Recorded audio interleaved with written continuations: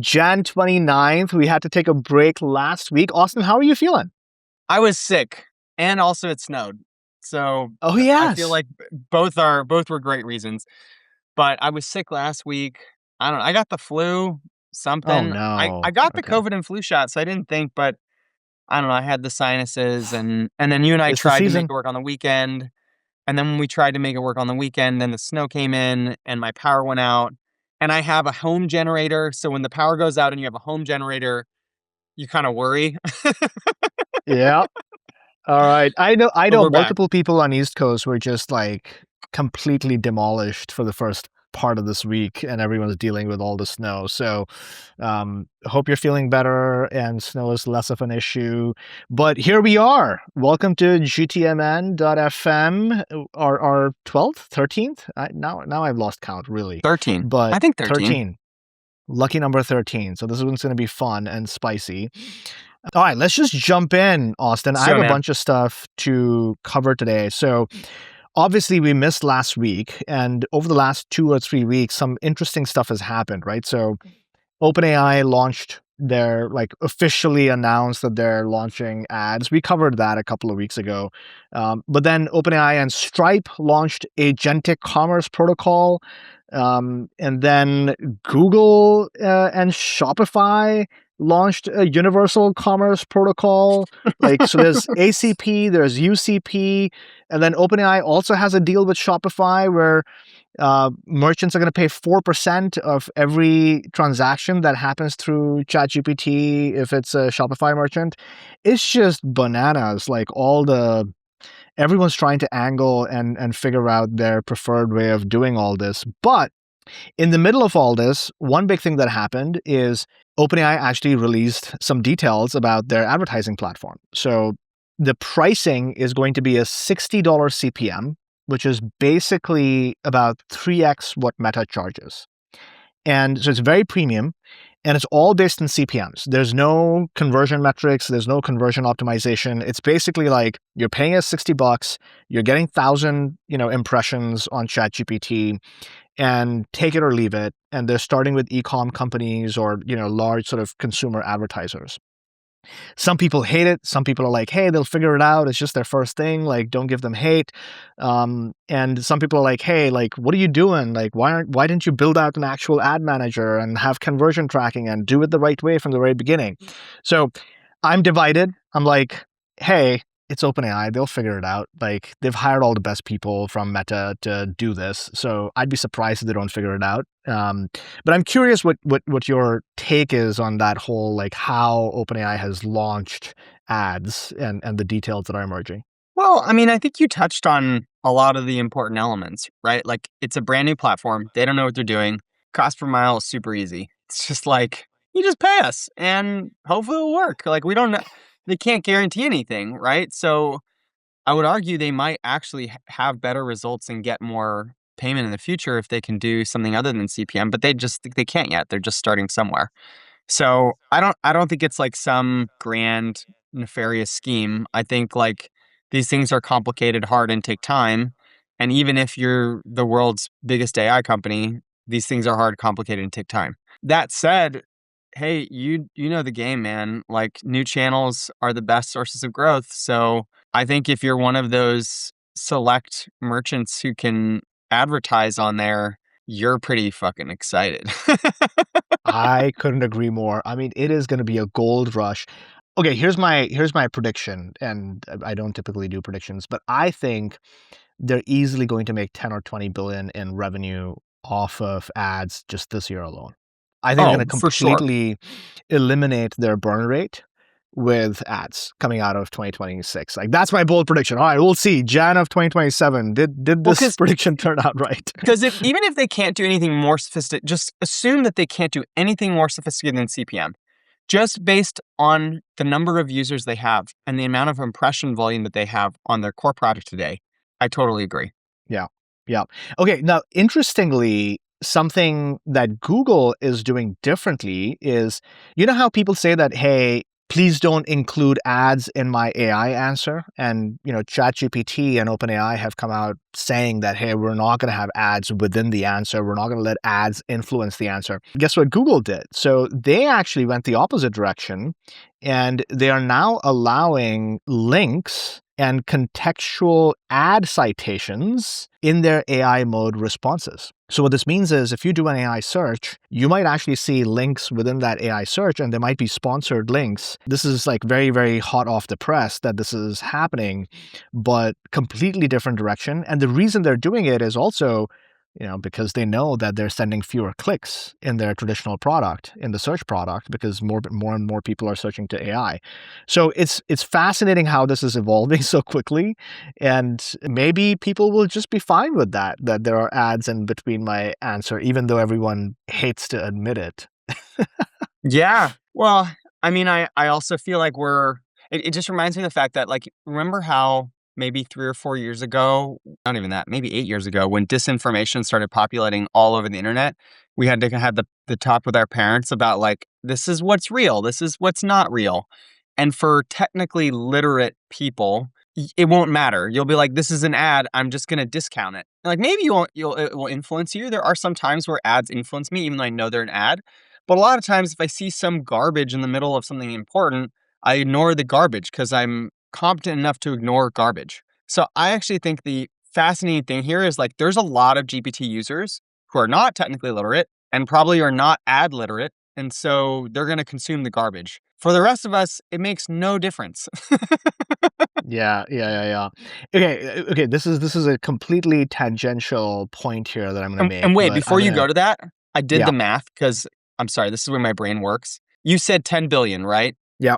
All right, so here's the math. OpenAI has reported 200 million daily active users. Now let's just assume that's real and that everybody's opening up ChatGPT and that they see at least one ad a day, just one. Okay, there's 360 days in the year. You divide it by 1,000 for your CPM, for your cost per mile. That gets you to 5 billion. If you just see one ad a day, one. If all Damn, 200 dude. million see one ad, now you can do some extrapolation here. You could say, what happens if only 50%? So it's 2.5 billion, but they see 4 ads. Again, you get to 10. But no matter how you're slicing this, if you show one ad a day at the current level of adoption, assuming 100%, which might not be real, but that's $500 million. So I don't think your prediction is crazy, because that's if they just stick with CPM only. If they go to a different model, they could make a lot more money. They could be making money hand over fist. All right, there we go. And they wipe out Anyways, their burn rate and they go public, and this would be like $1 trillion company. It's just bonkers. this when people are like, I don't understand why there's so much money going into this, like, this is why. This is why. Exactly. Oh my God. All right, I'm Okay. sorry to distract you. My brain just went to the math of, like, I have to understand if this is real or not. No, this is great. This is great. Actually, so I want to share a video with you. This hit my feed over the weekend, and I'm going to just play this video, and you have to tell me, is this AI or is this real? Okay? All right, let's do it. Let's do it.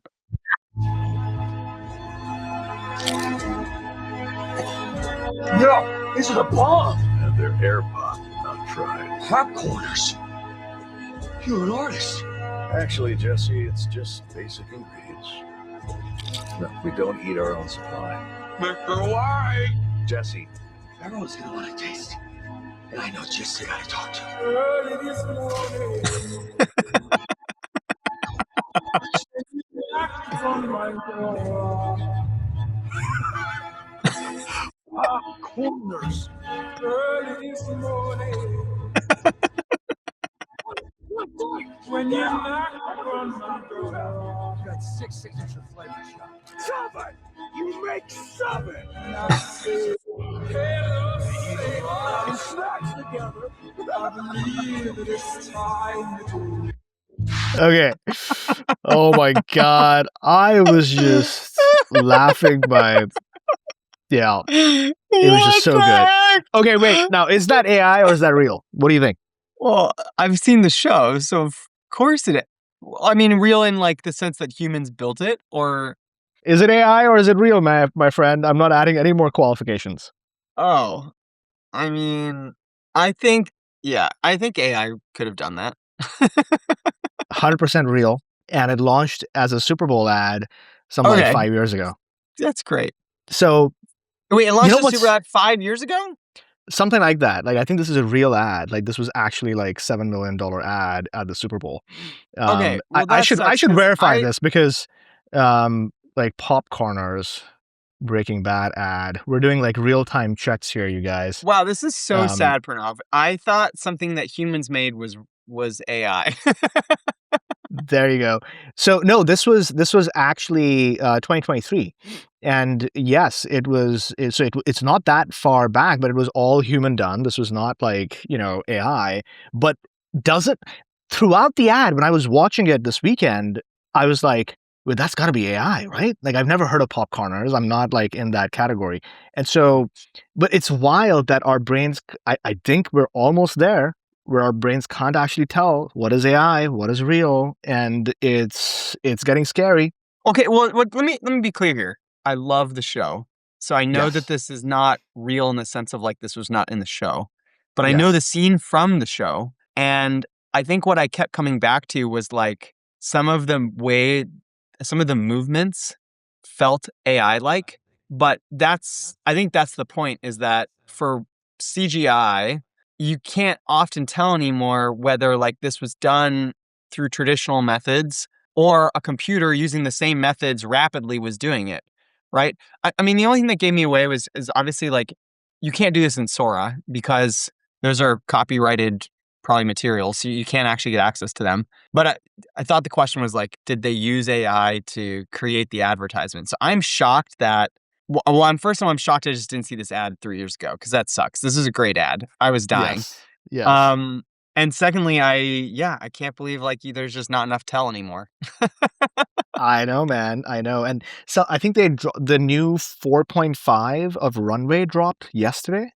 Hmm. And there was this like whole, again, people are going nuts about just how real it is. And our video person, the same person who's going to be editing this video, shout out to Addy, he was like, "Yeah, man, I can't tell. It's all just feels way too real now."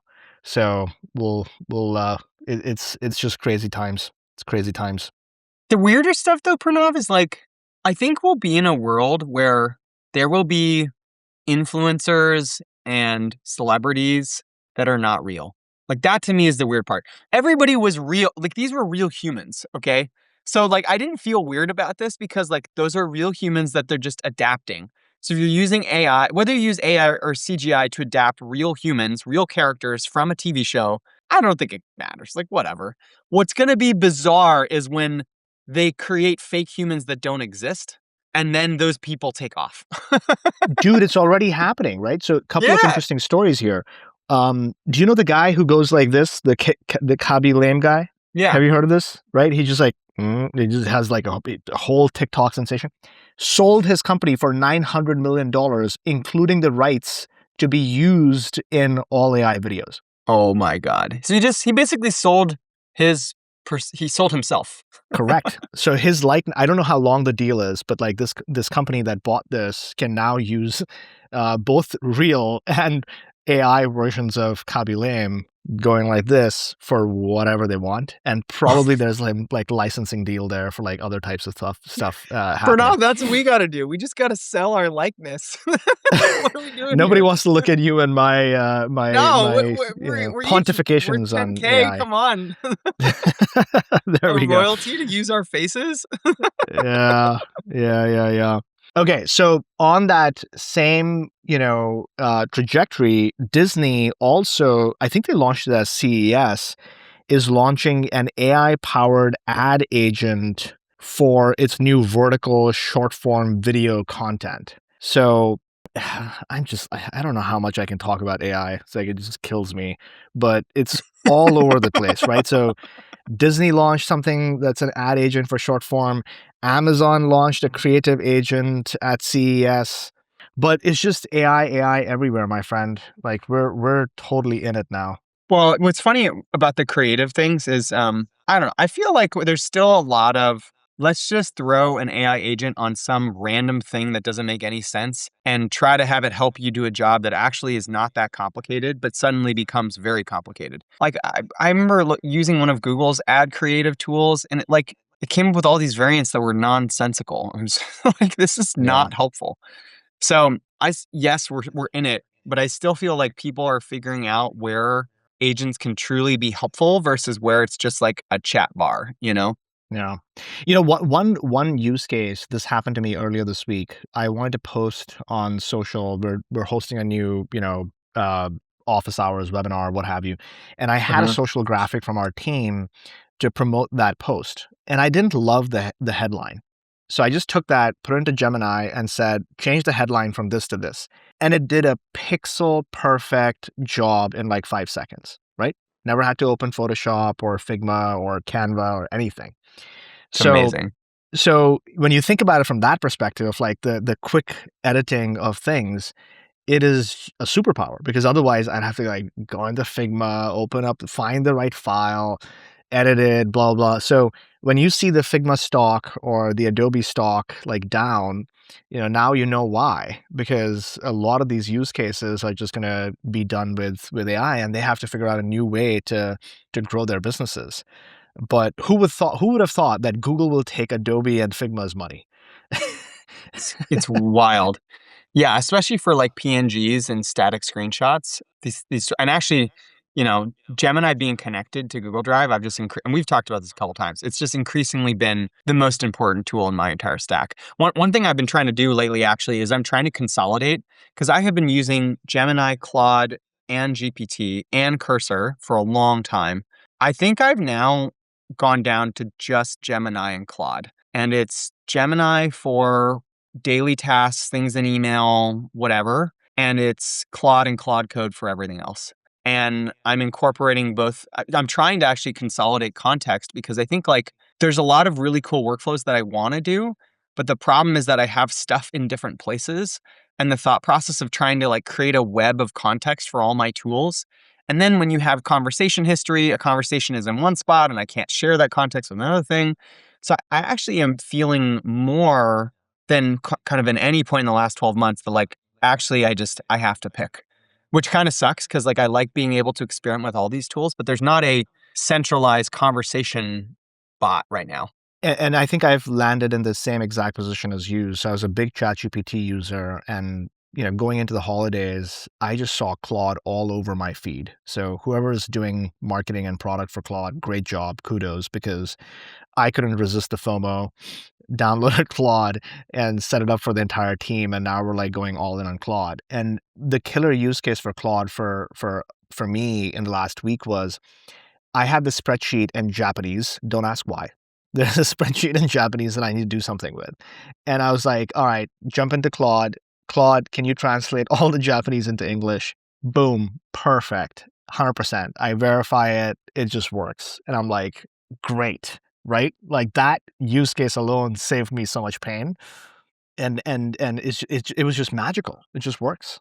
Dude, so my wife Layla is in Japan right now. And I had suggested cutely to her, like, oh, you should download Google Translate. It's so easy. You can just take photos of things. And she's like, you're an idiot. I'm just literally taking photos of things with GPT and Claude and like instantly translating. And for all the work she did leading up to that trip, she would take emails in Japanese and like just translate them. And, Yep. she has a colleague who's Japanese who was able to translate those emails and stuff. But like, it's crazy. I didn't even think of that. Like, you can literally have full conversations with people in any language now. It doesn't matter. It doesn't matter. Like suddenly, like if you think about it from a go-to-market perspective, you can go international and global from day one, Yeah, exactly right. right? Like, and part of like why I was dealing with a Japanese spreadsheet is because we have a customer in Japan and they do all their media buying in Japan. Yeah, I was about to ask, like, and why are we so doing Japanese finance? there we go. Yep. Okay. Really interesting pivot into a new discussion. So TikTok finally, like all the legalities are settled. It's now like done. The deal is signed, and TikTok is under new leadership, which is this consortium of U.S. owners, including Oracle, which is funny. I don't know if it's like Oracle or it's like the one of the family members in the, what's his name? Ellison. Yes. Okay. Now, TikTok has launched a new type of ad inventory, and this one's fascinating. They've launched what they call streaming ads. These are ads that are built specifically for streaming services. So you could be a Netflix, you could be a Disney Plus, you could be a Paramount, you could be like whatever other media property, and you're using TikTok to advertise your long form content. So you have shorts, and you're advertising the show, or you're advertising a new movie launch, or go to the theater, blah blah, and that's the whole purpose of like that ad inventory, which I thought was like pretty darn cool. Like it's a very like nobody else. Maybe you can do that on Instagram and YouTube Shorts, but I thought that was a pretty cool launch. It is cool. Not to deviate because of one word you said, but I'm going to do it. TikTok losing followers, 150 down 150%. What's the deal there? I don't own TikTok, by the way. I've never been on the TikTok train, which I'm grateful for. I'm addicted to other forms of social media, but TikTok's not one of them. I do have it on my phone. I never open it because I never found the algo to really work for me. Like I tried using it, and then I was just like, you're too deep, Pranav. I can't figure you out. It wasn't pulling me in. And the reason I have to use it, or at least be familiar with it, is because we help our customers kind of figure out where to advertise and whatnot. Sure. So it's useful to kind of stay on the platform. But what I've been hearing is there's a lot of just weirdness on the platform right now. There's conspiracy theories around like it's political, and there's conspiracy theories that, oh no, it's just like the transition and the algo and the ownership change. And so it's causing all kinds of just uncertainty on what's happening on the TikTok platform. And I was actually listening to Gary Vee. Do you know who Gary Vee is? No. Tell me more. Okay. You got to go just YouTube Gary Vee for a bit. This guy, okay, you don't know Gary Vee. Oh, man. Okay, here's his story. He used to work for his father at a wine business from a pretty young age, right? So family business and just selling wines at a store. And he grew that business for his dad and, did a really good job. But then in the process of doing it, he figured out marketing and social media. And then he went and started VaynerMedia, which is Gary Vaynerchuk. That's his name. And VaynerMedia is now like a huge thing. And Gary Vee is like a huge personality in all ad tech, martech. But, you know Gary. Gary. Just to be clear, I know Gary. I just didn't know him as Gary Vee. So there we go. I know Vaynerchuk, perfect. Yeah, I just didn't know that he went by the code name Gary Vee. I just looked it up. Yeah, his handles and all are all Gary Vee, the Gary Vee podcast, et cetera, et cetera. Okay, I'm uninformed. Sorry. You're good. You don't have to be informed. So I was listening to him talk about this, and he was like, "Yeah, TikTok's done." And he made a really interesting point that YouTube Shorts is going to be the biggest thing this year. And the reason he's saying that is because of Gemini. So he's like, if you can figure out Google Shorts is directly feeding into Gemini. And if you can build a presence on YouTube and YouTube Shorts, you're suddenly going to have a lot more visibility on Gemini. There's no science to this. He's just like saying this, right? But I do think he has a very valid point that you're going to see a lot more content flood into YouTube. And if you can figure out how to do that and do that in a good way, you suddenly have a pretty big play for AEO. You know what this means, Pranav? We're going to have to do an hour of shorts. That will be our next project. We'll do this podcast, and then we'll take the topics and we'll do quick little You don't even know this, but Addy's already been producing shorts on YouTube. So if you listen to this on audio, go check out GTMN on YouTube, and you'll actually see the full episodes and video, and you'll see a bunch of shorts. And we're getting like 1,000 views on shorts, man. Like it's more, just short form content. That's what people want. I'm just the passenger princess on this ride together. I don't know what our stats are. I know what episode we're on, though. That's the good news. All right. We're going to talk about another creative thing. So I was actually talking to Addy about like new video gen tools and what's happening. and Okay. from a go-to-market perspective. And we were exploring some new tools just for like our use cases. And he was like, Pranav, like I still can't get rid of Premiere Pro and all the fancy old school tools because Pro. if it's not straight shot, I still need control of all the raw materials so I can sort of do something with it. And none of the tools that he's tried are straight shot like prompt to production. And, so even though I just said that Figma and Adobe are going to be challenged, right now I'm taking the counter positioning that I think they're just going to become much more professional tools where the real pros are going to use it, but then the mass market is just going to move to something else. And the same thing is happening on video production. Well, I mean, I buy that argument. That's largely what happens today with a whole assortment of tools is like you have single shot or mostly single shot, easy, accessible.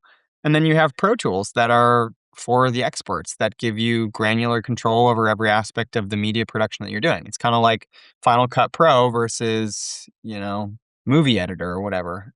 But I mean, I think the point that you're probably getting at, though, is yes, that will exist for pros. Is there enough market for pros? And then also the mass adoption will come from people who can just start by using something easy, right? I mean, even like just as an example, Riverside has like made podcasting so much more accessible. When I first did my podcast, it was like we were literally recording it as like a WAV file. Like, Yep. So yeah, it will be interesting to see though. What I'm very excited about is if you can single shot and then get to reverse granularity. So for example, I have an idea for something I want to spec. I try to single shot it in Figma. It gives me the FigJam file, and now I can play with the FigJam file. To me, that's the dream. Is like, hey, try it. Try to get really close, and then let me tweak it. Because then, like, people can have a human touch on the final production of whatever they're doing. But the vast majority of the work of like taking what's in your head and putting it on paper, that heavy lifting is already done. And especially if you think about like, okay, well then now really what's human is the prompt, and you have tools like Whisperflow. So you can imagine this production cycle where it's like, let me just talk for a minute about what I'm trying to do and my vision for this thing. It one shots it. You go get a cup of coffee, you come back, the one shot is done, you tweak, you edit for 10 to 15 minutes and you're done. Normally it would have taken you 2 hours to do that production. Now you're down to 15 minutes. Like that to me, that is the dream. I agree. I think everybody wants that sort of give me the editing tools on top of the AI stuff so I can still polish and tweak and finalize before hitting publish. It's just crazy that it like totally changes the nature of what is work. Like what are you paying people for? And if everybody can create content and media easily, then basically like we're all just garbage dumpsters of content. We're all garbage dumpsters of content. Oh my God. It's like, that's what what is look AI at LinkedIn. slop? We're becoming that. Okay, wait. So I didn't realize how Substack has really evolved. So we started publishing on Substack and I Substack has a mobile app, and I opened the mobile app and I'm like, wait, is this kind of like LinkedIn and X, but not? And It's a social media platform. It is a full social media platform. I did not know this. They don't have ads or anything like that, right? Do they? I didn't see any ads, no. I mean, I think probably because they're supported by taking a slice of content that's being created, so they don't need ads. There we go. Boom. Maybe. So, I don't know. I actually, because I have my, I don't know, do I pay Substack? I don't even know. That's like not a good thing, I guess. Yeah. I guess they're just going after engagement for now and like growing the platform, but I'm really enjoying the Substack experience. Okay, complete. Oh, I mean, it's great because like I feel like the stuff I read on Substack is substantial. Like it's meaningful. There is a lot of like self-help woo-woo, like, oh, today's gonna be a better day, bullshit, whatever. But if you're careful about who you select and curate, you get the real thoughts from people that you care about. Like it feels a lot more contained and controlled than X and LinkedIn right now. It does feel that way. Yeah. Okay, complete segue. A couple of M&A items that happened the last couple of weeks. So one is, do you know this company Cvent? They're like an event management, like tech company, Cvent. This is more like, B2B now, so we're pivoting. They've apparently gone and acquired it. So Goldcast got bought by Cvent. Okay. On24 got bought by Cvent. There's like 5 other companies in the space that have gotten bought by Cvent over the last 6 months or 12 months. It's like a private equity roll-up. And they're essentially trying to create a full funnel platform. But I was just no, I've never heard of Cvent, and I know of the company, but nobody I know has ever evaluated Cvent as a platform. And so we might see some of these SaaS companies over the next 5 years get rolled up into these, private equity type of situations. And I have to imagine they're just selling into the Fortune 5000, and they're going into these legacy Definitely. companies and being like, hey, you do all your events through spreadsheets and these, old school ways of handling them, but use Cvent. Look at all of these amazing tools we have. And they're all just a collection of, legacy SaaS apps that they've bought up. It was just interesting to see what's happening there. Yeah. They have a great fancy looking website, but it's just kind of looks like vaporware, to be honest. Here's the thing. I don't mean to be snarky. I just find whenever I go to a B2B platform and I see request demo, I just my heart dies. I'm just do I have to talk to somebody? Can I just see the tool? Because I see these and I zoom up on the screenshots and I try to see what they've highlighted, and a lot of times it's just random modals and diagrams that's nothing real. So then I'll go to the blog and I'll literally look for screenshots, and I try to look at the screenshots and evaluate them from screenshots. I'm guys, if your platform is as good as you say it is, let me just play with it. How do you not have a demo version, Yeah. Totally with you on that. And I think so we have a video right now on our website. So if you go to paramark.com, that's great. We'll just plug in the ad.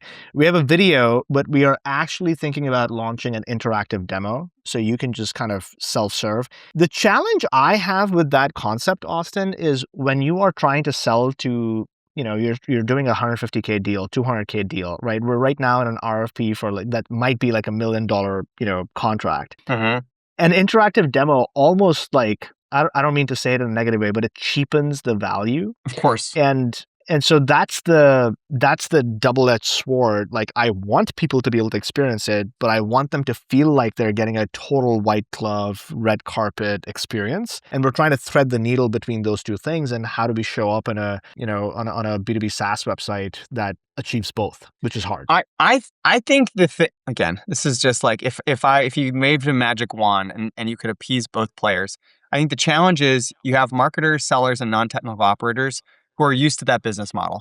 And I get it. I've been that role. You gotta do it. But a lot of times these tools are technical in nature, and there's a technical level of kind of minimum viability that I need to see to feel okay, this thing is not just vaporware, right? And that's the reason why I want the demo is hey, I just want to make sure this is literally not a UI on top of a Google database, right? I need to know that it's something more substantial. And so I think it just depends on the audience, right?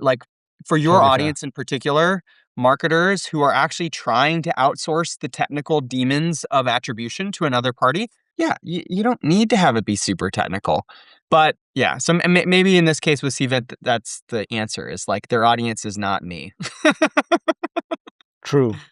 But you just gave me an idea about creating sort of consumable interactive demos on the website for different audiences. And so that just creates trust that oh, how does integrations work with Paramark? And you have a 2-minute demo, which just walks you through, here's how the integrations work or what have you. Right, totally. Anyway, or sorry, a short Pranav technical.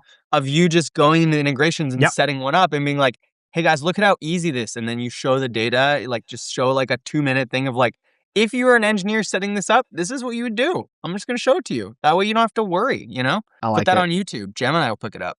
There we go. We need to do more of that. Okay. The other piece of news that happened was there's this company called StackAdapt. I don't know if you know StackAdapt. They do. Yes. Okay, great. So they raised $235 million in growth capital to accelerate its, you'll love this, AI-driven multi-channel bidding engine. So they're going to integrate CTV, audio, digital out of home into a single automated buying interface. And they will have predictive intent modeling. So basically saying we're only going to show this ad to the person who's going to eventually end up buying, et cetera, et cetera. So, this is essentially if you're trying to advertise outside of the Google and Meta ecosystems, where do you go? You go to StackAdapt, or maybe, Amazon's actually making a big push in this whole, DSP side of things. You advertise through Amazon, and it's good. It's like it's more diversity for media buyers. So good to see more funding going, but like $235 million is a lot of money in this environment. So I good mean, job on raising that. I guess what's interesting is this is like the same, I don't know, this is the same business that existed for a long time. You create a way to get more ad dollars out there. It's an Yep. easy bet. Hey, Yep. we help you deploy ad dollars to more surface areas than the traditional ones. And everybody gets there inevitably. Like all the Fortune 500s get there. You typically you run out of the ability to spend money competitively on the primary channels. So like, what do? You got to look for other surface areas. I was talking to a chief growth officer yesterday in SF. We went for a little walk, and we were just trading notes on the different things that they're trying on paid media. And this is one of those rare leaders who's like, yeah, we really have to figure out paid media. They're hundreds of millions in ARR. They're doubling, tripling type of business. And he was like, hey, do you think we can 10x on Meta? And they were already, I think, spending maybe about $100K a month, $200K a month. So it's like, can we get to $1 million a month on Meta? I'm like, yeah, you probably can. And like, do you think we can 10x even after that? And I'm like, you're just going to run out of your TAM. Like, it's just not going to be there, and people are going to be, not enough people.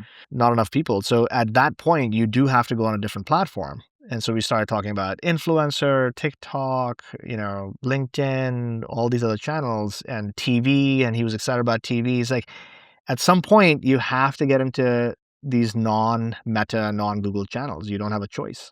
Hey, this is the economies of scale. I've spent so much of my career at the extremes, Fortune 500 and small startups, and they just live completely different lives. When you're in a small startup, even before like 50 million in ARR, like you're doing out of home. Yeah, you're doing some conferences or whatever. Like you're just so tiny, your spend is so low. And then at the other end of the extreme, it's like you basically have run out of places to spend money. So now it's economies of scale. Like, how do I deploy large amounts of capital over huge surface areas? Because, that's the thing that we need to sustain our business growth. So just very different problems to solve. Very fun though. Okay, so you had pinged me this week about one of your former companies doing a Super Bowl ad, right? Yes.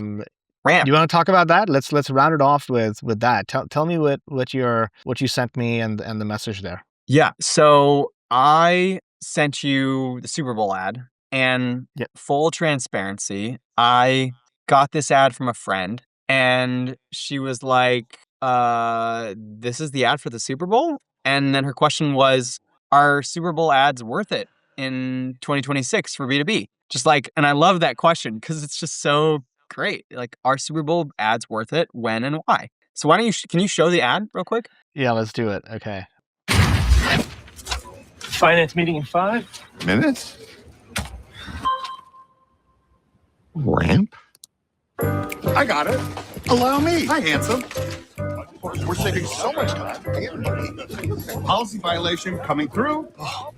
Travel, meals, hotels. How's this? Beautiful. Everybody's in. Nailed it. Multiply what's possible at ramp.com. Careful. Got it. Careful. Okay. So I hadn't seen that until now. I saved it for a real-time reaction. I mean, it's a classic. It's a great ad. Such a simple concept. Multiply what's possible. It appeals. It works. It's funny. And what's the best part about this is there's consistency. They're building on the narrative from when did they launch their previous one? Like 3 months ago when they did it in New York. Oh yeah, maybe 3 or 6 months ago, something like that. And they had Brian sitting inside a glass box, like that whole thing. So they've created a universe, right? And they're maintaining that storyline, which is fantastic. So lots of things that I think were executed pretty well on this ad. Now, is it worth it? Let's do this CPM calculation. Yeah. It'll be a nice... all right, so I just ran this. Look at that. CPM for a Super Bowl ad represents, so with rates often around $60 or $70. Guess what? That's the exact same number as the ChatGPT ads number. So Do you think an ad on ChatGPT is more valuable, or is an ad at Super Bowl more valuable on a CPM, equivalent CPM basis? Yeah. That's the question to ask now, right? And then it becomes, who is the audience? Yep. So my take is for a brand like Ramp or anybody who's selling SaaS, but it's a mass market thing, right? Like a 3-person company could be using Ramp, a 30-person company could be using Ramp, a 5,000-person company could be using Ramp. And everyone deals with expenses, right? Everyone deals with this like rote work. So it actually has more mass appeal than you would think. 100%. And for that reason and that reason alone, I think Super Bowl ads work. And when you look at the CPMs, they're fine. Now, do you have 7 million or 8 million to drop? And that's only possible when you're at that scale. Like, you're not going to do that if you're a Paramark or you're a Series B company. But you're a 30 billion valued company. You're probably doing hundreds of millions in ARR. Like, yeah, you should consider Super Bowl. I totally agree. Everything you said is spot on. The only thing you left out that I think is important at the start, which is like the cleverness of the ad, is the fact that they found a character that not only relates to the job of finance, but relates to the demographic age group of financial operators. And I mean specifically, Brian, as an accountant in the office, has a tender spot for millennials. What is the millennial generation? This is people aged 30 to 40 who are all in operating roles. So you're also tugging at the heartstrings of the most important business demographic in the United States right now. For this reason, when I was at Runway, we did a cameo with Brian, and I was convinced at the time that like, hey, if you're in accounting, finding characters from accounting is the way to go. It's the same thing for like Parks and Rec. It's the same thing for Mad Men. Like TV and television as a source of creative is such a strategic play. So I think like that to me feels like the genius of it is that they found this beloved character that is not only representative of their audience, but like of the people that are like attached to that generation, You have given me an inspiration for a future Paramark Super Bowl ad where we have Don Draper come back in full flesh and rip everyone apart on tracking clicks and touches. Oh my God. Totally. 100%, Pranav. 100%. I'm actually rewatching Mad Men right now. And that was in my mind is like, yeah. And what's crazy about the Mad Men days is measurement was non-existent in the 50s and the 60s. But human psychology was the underpinnings of marketing. And like that is very, very clear from the show. And if you actually watch the show closely, you'll also notice that if there were no results, they didn't get the job. Mm-hmm. So in some ways, the lack of measurement was actually brutally sort of intellectually honest, because you launched a campaign and then if sales didn't go up, you were like, all right, that didn't work. Or if you launched a campaign and sales worked, you're like, great, it worked. Life was so much simpler. There was literally an episode where Don was like, hey, you don't pay us to sit around, you pay us for performance. It's boom. Like, Yes. All right. On that when you note, work on that campaign, let me know. I'm definitely interested in supporting you. I'll send you my Venmo account. Wire me some Venmo cash to fund that $8 million campaign. No, I'm just kidding. All right, folks. There we go. That was another episode of GTMN. Tune in again next week. Give us a like. Give us a rating if you like what you hear. Give us a like, guys. It's all we ask for, really. There we go. All right, Austin. I'll see you next week. See you, Pranav.